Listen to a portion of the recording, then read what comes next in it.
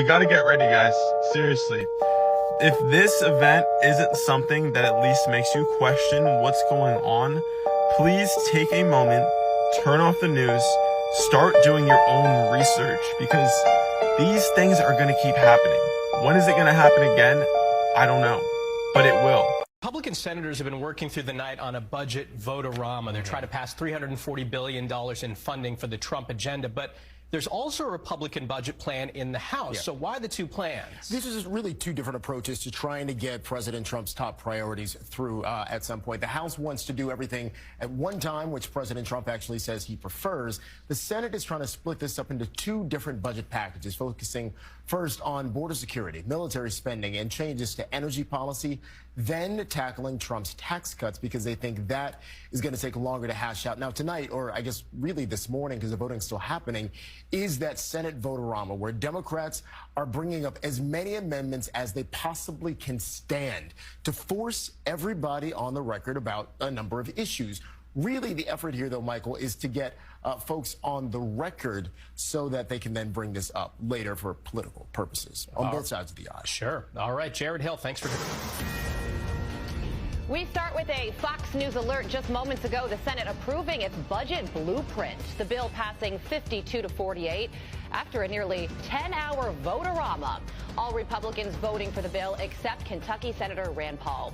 You are watching Fox and Friends First on this Friday morning. I'm Carly Shimby. You're literally watching history unfold on your TVs right now. I am Todd Pyro. We have Chad Pergram on the phone with the details. Chad, obviously this thing just ended moments ago. What can you tell us? We saw how close the vote was. What do we need to know?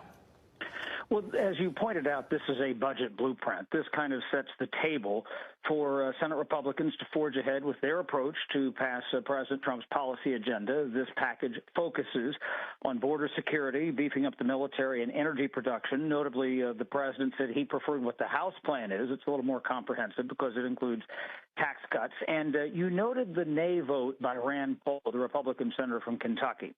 I talked to him on Wednesday, and he made a floor speech about this late in the afternoon yesterday, where he said, this is not real money. He said, you talk about DOGE doing all these cuts. He says that's fine. He said what we ought to be doing is actually putting teeth into this to make some of these cuts official, because this is just aspirational, what they're doing here, number one. Number two, he said what it's doing also is authorizing essentially spending more money. And there's some senators and some fiscal conservatives on both sides of the Capitol who say they're very leery about them, say, cutting taxes, approving more money for the military, approving more money for border security, about $175 billion, and then maybe blowing a hole in the deficit. They have to make the math work on this somehow. But what has happened, the Senate is ahead in the process here. Again, this sets the stage to do this. The House, they're going to try to do their version of the bill next week. It's unclear if they have the votes. But here's the most important thing, and this is very technical, but it is of paramount importance. They can't get over a filibuster unless they have this budget blueprint in place. You'll hear this term batted around, budget reconciliation. What that allows you to do, if you have a budget blueprint in place like this, is you can bypass a filibuster. You don't need 60 votes. There are only 53 Republicans in the Senate. So that's important. Here's the rub. The House has to approve the same plan.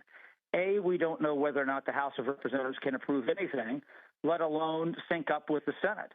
Mike Johnson, the Speaker of the House, said that this was a non-starter. So, they might be dead in the water unless, A, they can get on the same page, and B, both bodies be able to adopt the same thing. Then they can move on to the bill, whatever that might be, with tax cuts or deficit reduction or anything else. Guys? Yeah, and Chad, the question remains how much the Senate's approval of this budget blueprint really matters, because on Wednesday, Donald Trump said that he supports the one big, beautiful bill that the House is thinking up. So what about that? That's the other concern, too.